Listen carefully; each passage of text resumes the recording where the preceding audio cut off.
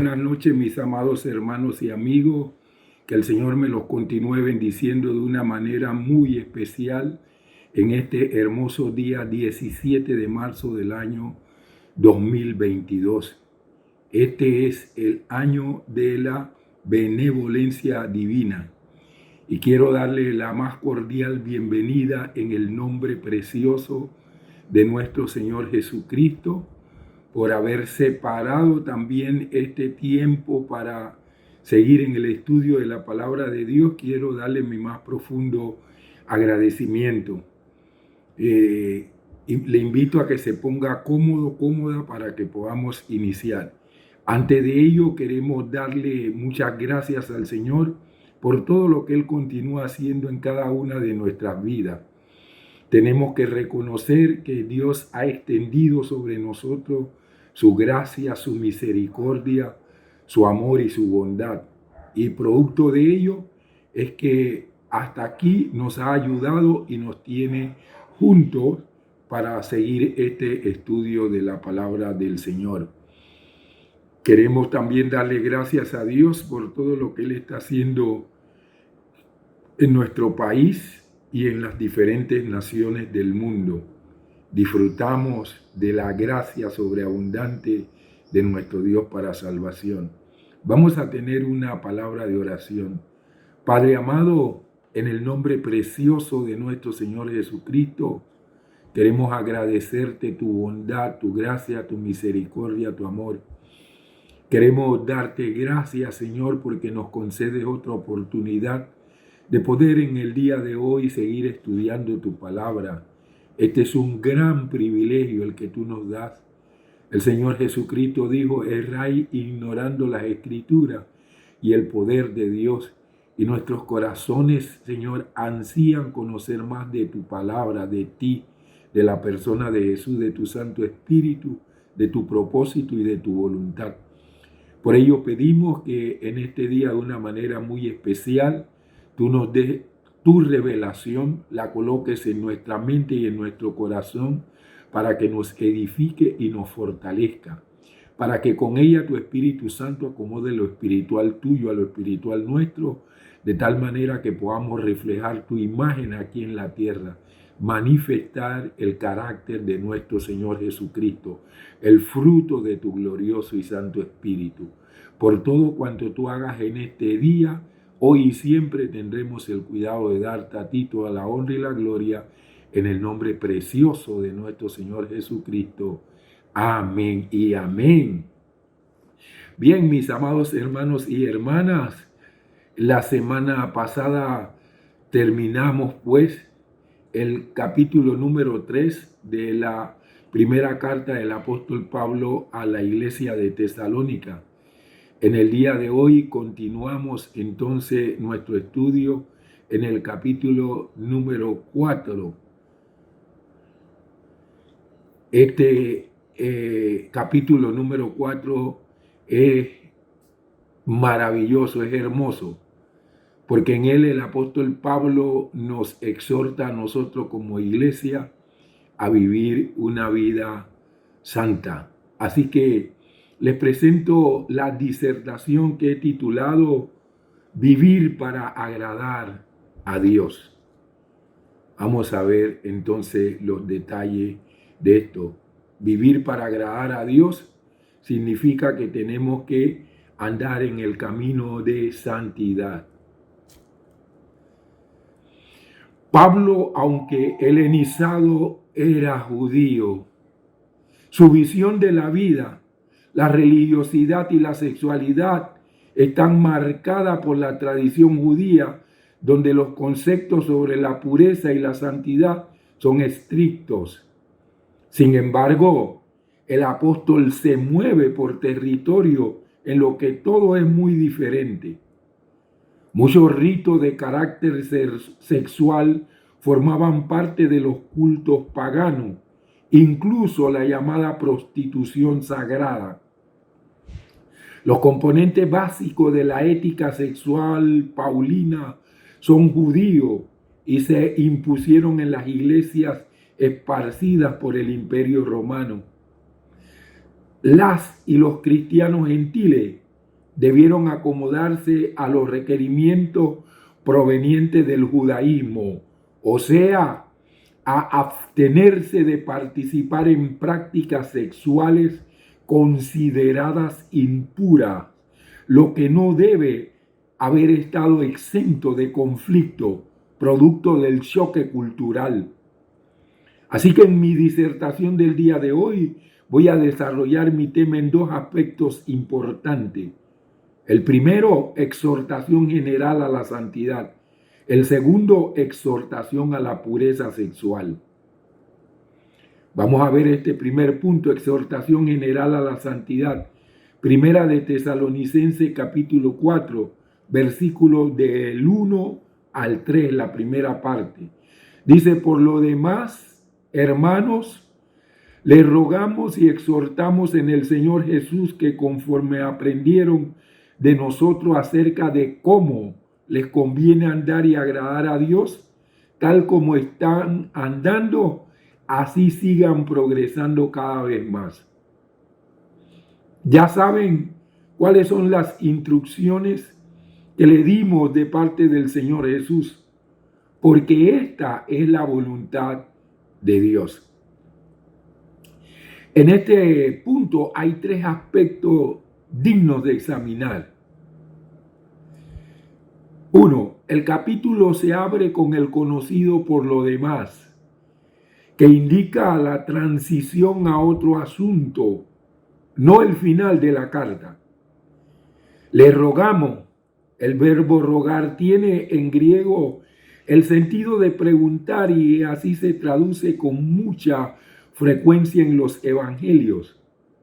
Pero la koiné lo usaba también para rogar y así aparece en muchos otros lugares, en especial en las epístolas. Se emplea con personas de nivel igual o inferior.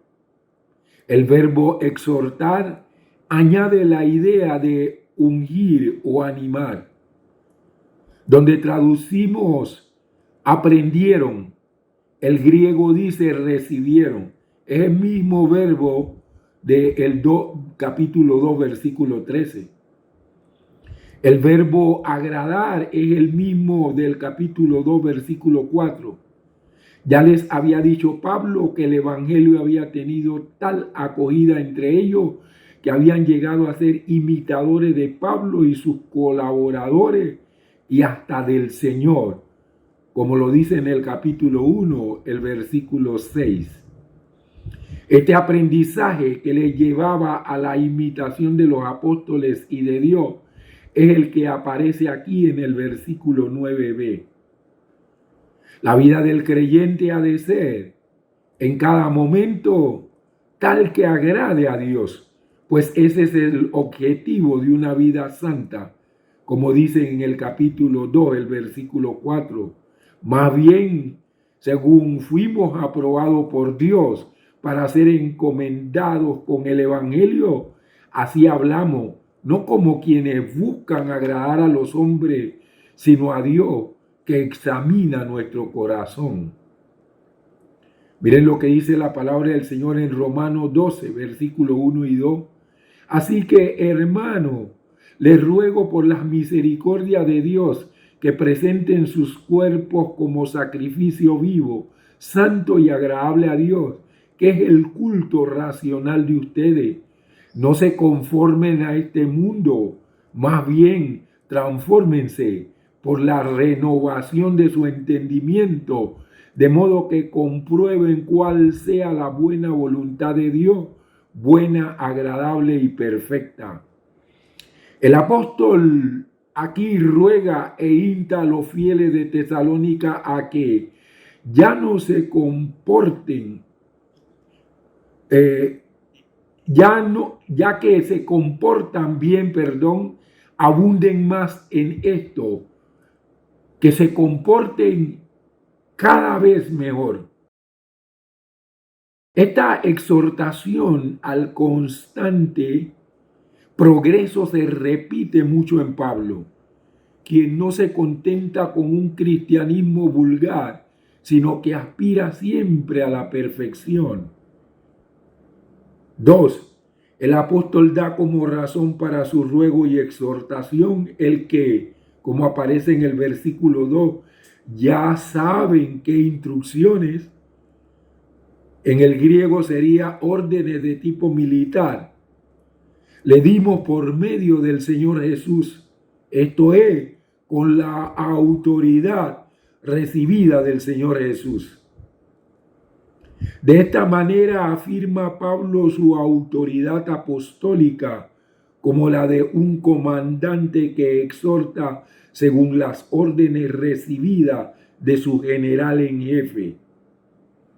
Pablo desea reafirmar las instrucciones que ya habían sido dadas a los tesalonicenses y que marcan la diferencia entre la naciente iglesia, la sociedad circundante y sus instrucciones. Son instrucciones de tipo ético práctico, destinadas a diferenciar a quienes siguen a Jesús de la cultura dominante. Este tema de la diferenciación es vital en toda la epístola. 3. Y con un nuevo porqué, en griego gad, agrega en el versículo 3, esta es la voluntad de Dios. Abro paréntesis, es decir, esto es lo que Dios quiere, lo mismo que en Romanos 12, 2b, vuestra santificación. En el capítulo 3 y el versículo 13 había utilizado un término que indica un proceso del que la santidad es principio, estado imperfecto, entre comillas, y meta, estado perfecto. En ese proceso, el creyente, con la gracia de Dios, ha de ejercitarse activamente.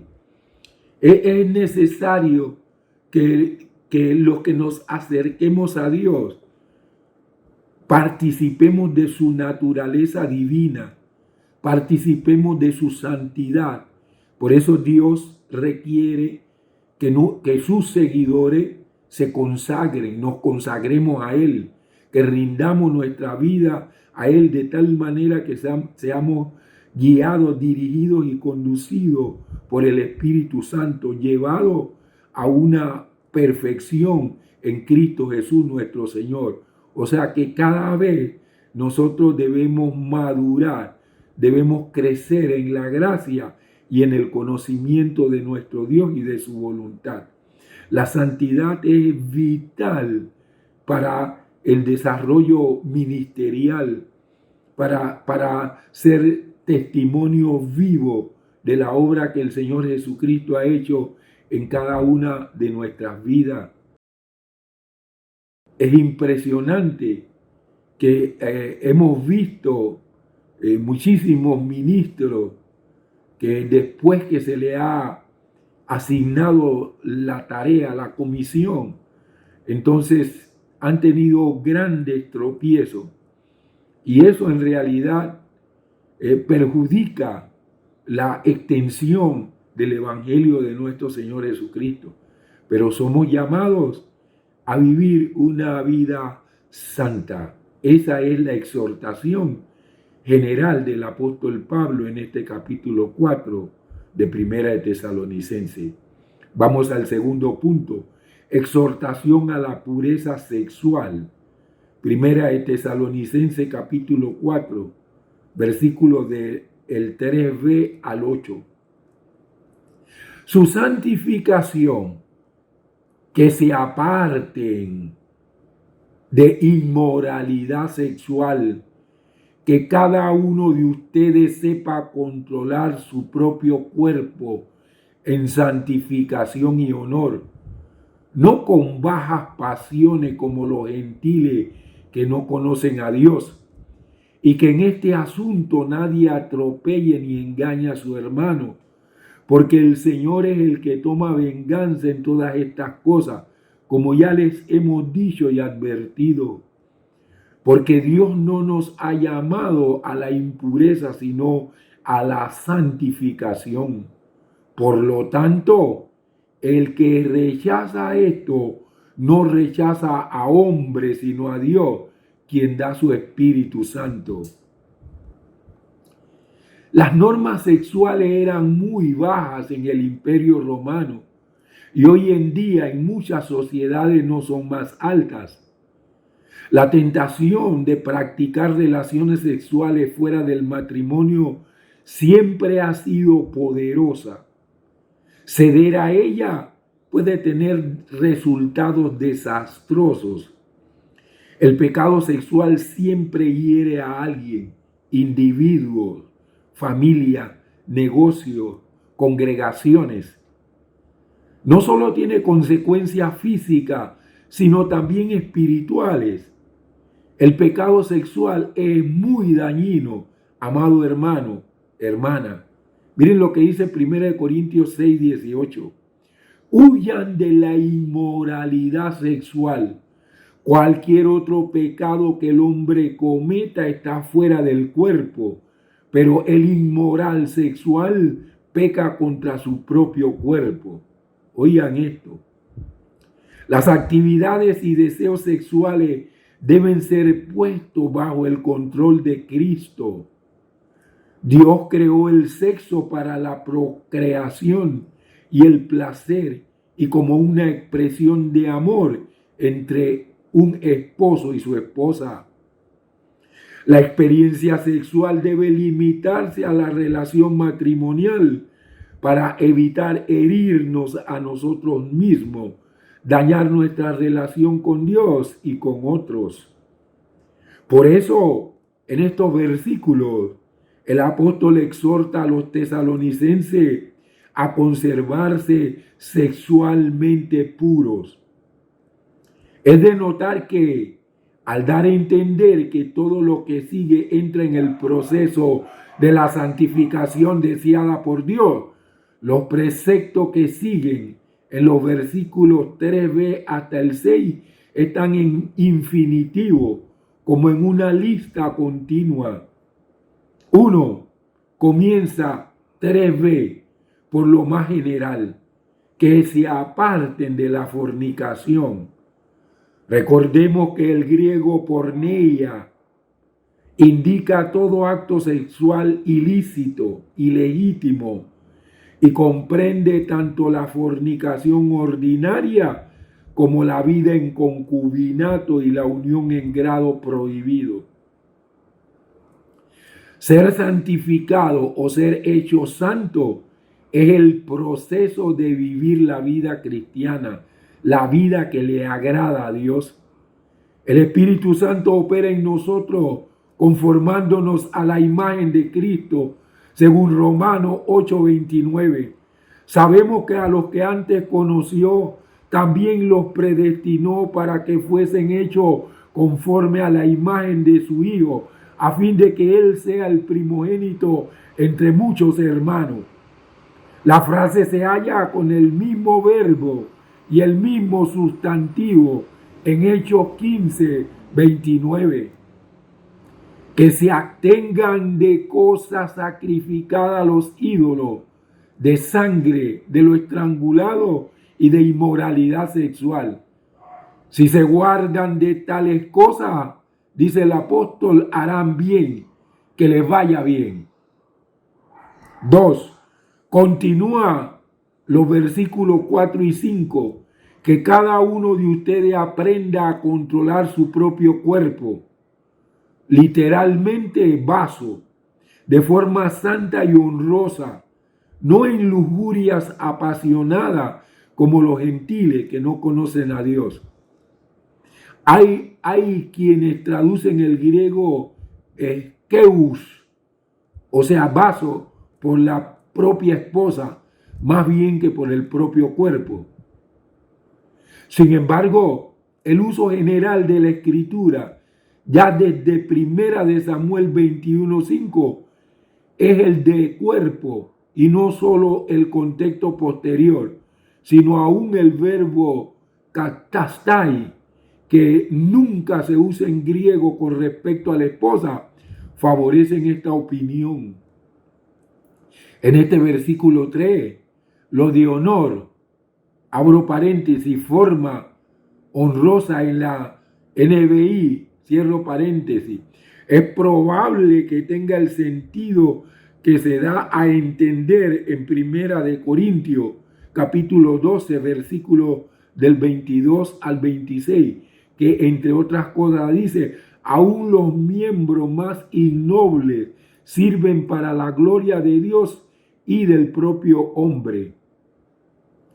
En el versículo 5, no en lujurias apasionadas como los gentiles. El griego dice en pasión de concupiscencia.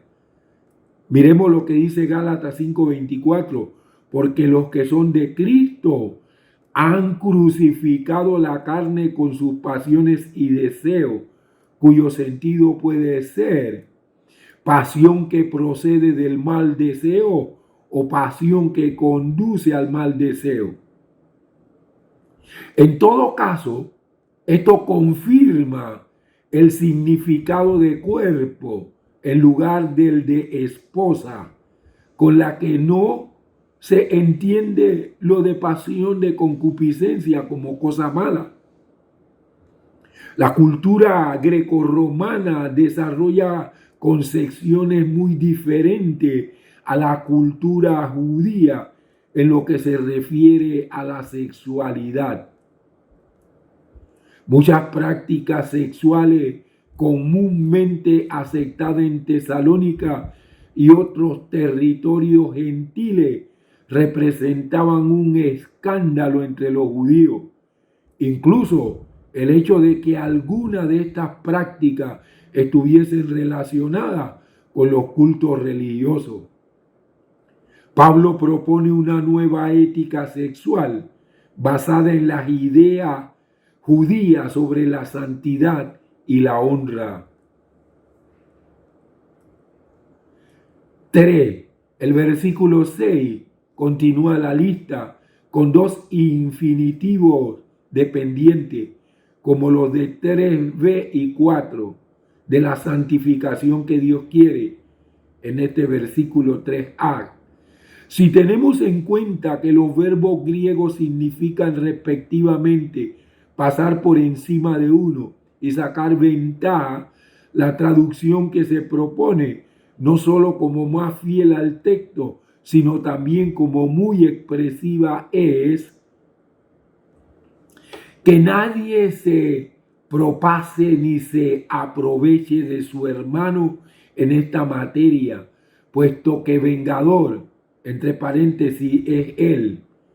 Señor, acerca de, en griego, peri, todas estas cosas, como antes lo dijimos y testificamos solemnemente. Como se ve por la fraseología que Pablo emplea, el pecado sexual se contempla aquí desde el punto de vista de atropello al prójimo, aunque el vocablo hermano que ven ahí,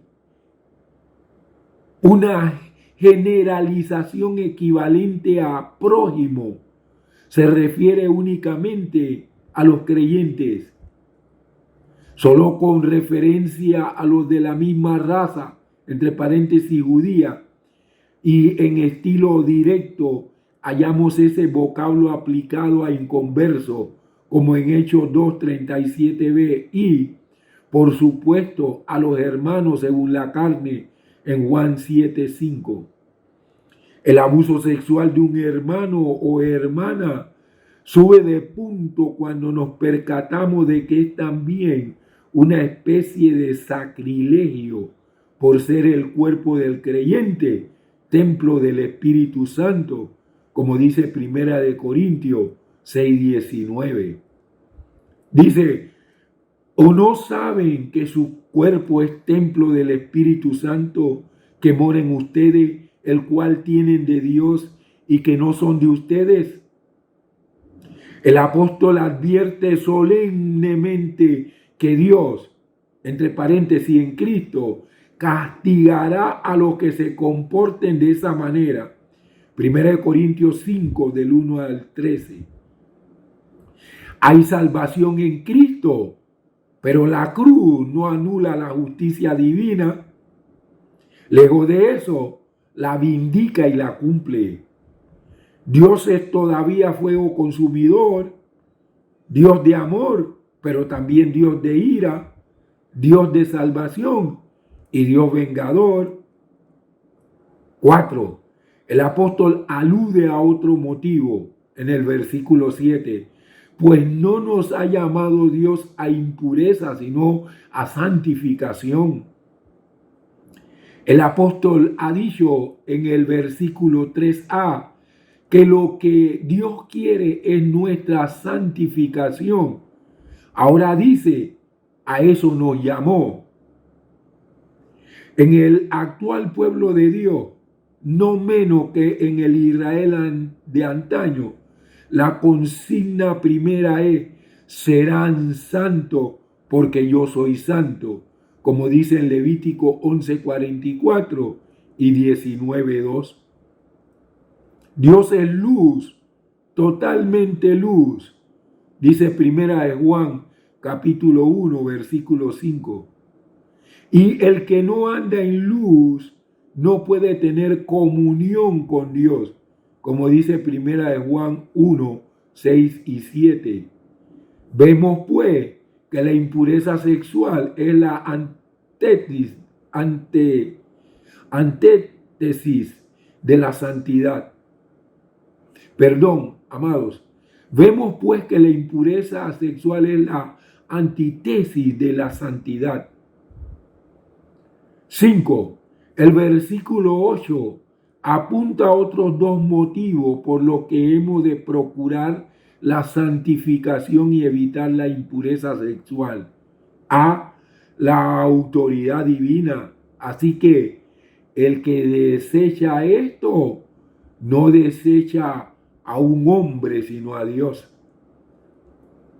En otras palabras, Pablo no está dando norma ni precepto suyo, sino de Dios que le ha comisionado para el ministerio, según dice segunda de Corintios capítulo 5, versículos del 18 al 20. Por eso ha comenzado el capítulo rogando y exhortando en el Señor Jesús, versículo 1, y aludiendo a instrucciones dadas por medio del Señor Jesús, versículo 2. B. La presencia del Espíritu Santo en el creyente, quien, entre paréntesis, Dios, también le da su Espíritu Santo. Dos detalles curiosos hay en el griego original de esta frase. Todos los manuscritos usan el participio de presente. No dicen que dio, sino que da. Lo cual indica que el ministerio del Espíritu Santo no se reduce al momento de la conversión, sino que perdura durante toda la vida del creyente. Y como el Espíritu procede del Padre, según dice Juan 15, 26, puede decirse que lo está dando, enviando continuamente. El otro detalle, el original dice en una mayoría abrumadora de manuscritos, a ustedes, a nosotros, y en lugar del dativo usa el acusativo con preposición de dirección como diciendo lo envía a ustedes, lo pone en ustedes. Así lo traduce la versión hispanoamericana. Quien rechaza pues las instrucciones de Pablo, rechaza también el testimonio interior del Espíritu, como dice Romanos 8:16, y ultraja al Espíritu de gracia, como dice Hebreos 10:29, la tercera parte. Amados y amadas, quiero concluir con lo siguiente acerca de esta exhortación del apóstol Pablo a que vivamos vida santa y que vivamos vida pura. Es importante en este tiempo en que nosotros estamos esperando el regreso de nuestro Señor Jesucristo, que nosotros podamos vivir en santidad. Recuerden, el escritor a los hebreos dijo, sin santidad nadie verá al Señor. Y el Señor Jesucristo dijo, bienaventurados los de limpio corazón, porque ellos verán a Dios. Entonces es importante vivir, que nosotros vivamos para agradar a Dios, alejado de toda inmundicia, de toda impureza, de toda abominación, que nosotros nos separemos de todo lo que tiene que ver con sexo ilícito. Eso es la exhortación a vivir una vida santa y a vivir una vida pura que el apóstol Pablo les dio a los hermanos de la iglesia de Tesalónica y que la palabra del Señor nos da a nosotros en el día de hoy, porque esa es una palabra inmutable. Se secará la hierba, se marchitará la flor, pero la palabra del Señor permanecerá para siempre. Quiero concluir con esto. La pureza y santificación de la iglesia de los tesalonicenses pasa por el cumplimiento de las exhortaciones, lo que respecta a las múltiples prácticas y económico-comerciales.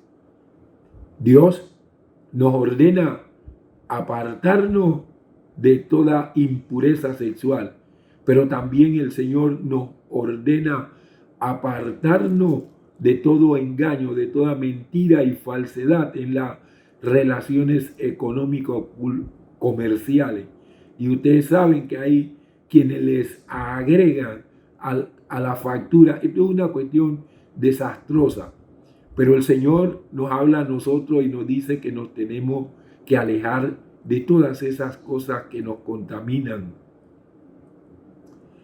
La nueva relación establecida con Dios marca la diferencia en el proceder de los que son seguidores de Jesús en su contexto.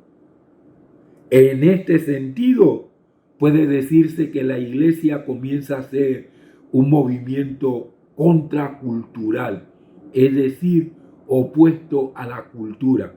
Por eso es que el apóstol Pablo en Romanos capítulo 12 y el versículo número 2 nos dice que no nos conformemos a este mundo, sino que seamos transformados mediante la renovación de nuestro entendimiento, para que nosotros podamos comprobar la buena voluntad de Dios, que es agradable y perfecta.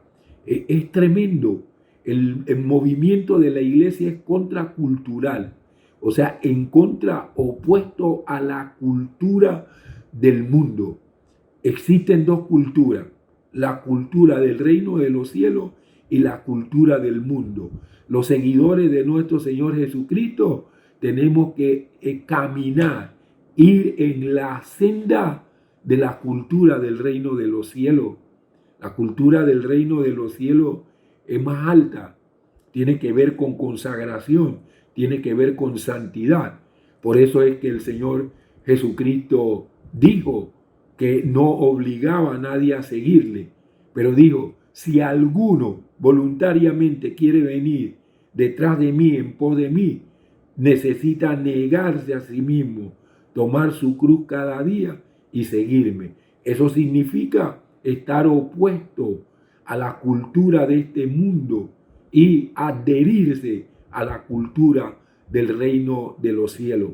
Recuerden, amados y amadas, que nosotros estamos estudiando los jueves para resaltar lo que tiene que ver con la imagen de Dios. Nosotros fuimos creados a imagen y semejanza de Dios, para reflejar, para proyectar esa imagen aquí en la tierra. Entonces Dios el Padre envió a su Hijo Jesucristo para que Él nos mostrara su carácter, a fin de que nosotros imitemos el carácter de Cristo. Y luego el apóstol Pablo nos habla acerca del fruto del Espíritu. El fruto del Espíritu es nada más y nada menos que el carácter de nuestro Señor Jesús. El carácter de nuestro Señor Jesucristo es el que nos permite a nosotros proyectar la imagen de Dios aquí en la tierra. ¿Usted quiere proyectar la imagen de Dios aquí en la tierra? apártese de toda impureza sexual, apártese de todo negocio turbio, maloliente, abominable delante de nuestro Dios, y usted irá en la senda que conduce a la vida eterna, porque el Señor Jesucristo dijo: yo soy el camino, la verdad y la vida, y nadie viene al Padre sino por mí. Yo les exhorto a que nosotros sigamos, como exhortaba el apóstol Pablo a los tesalonicenses. Yo también les exhorto a que nosotros podamos seguir proyectando la imagen de nuestro Señor Jesucristo aquí en la tierra. Vamos a tener una palabra de oración. Amado Padre, queremos darte gracias, porque a través de tu siervo el apóstol Pablo, tú le escribiste con claridad a la iglesia de Tesalónica que se tenía que apartar de la impureza sexual. Señor, la misma exhortación que tú le diste a la iglesia de Tesalónica es la que nos da a nosotros como iglesia tuya en el día de hoy. Que podamos vivir en santidad, que vivamos para agradarte a ti y que vivamos vidas puras. Es lo que tú estás solicitando para que tu nombre sea enteramente glorificado en cada una de nuestras vidas. Reconocemos que no podemos hacerlo por nosotros mismos. Necesitamos pues la ayuda, la dirección, la guianza y la conducción de tu Santo Espíritu. Ayúdanos pues para alcanzar esa ética del reino de los cielos a fin de ser instrumentos útiles y santificados en tu gloriosa, poderosa y santa mano.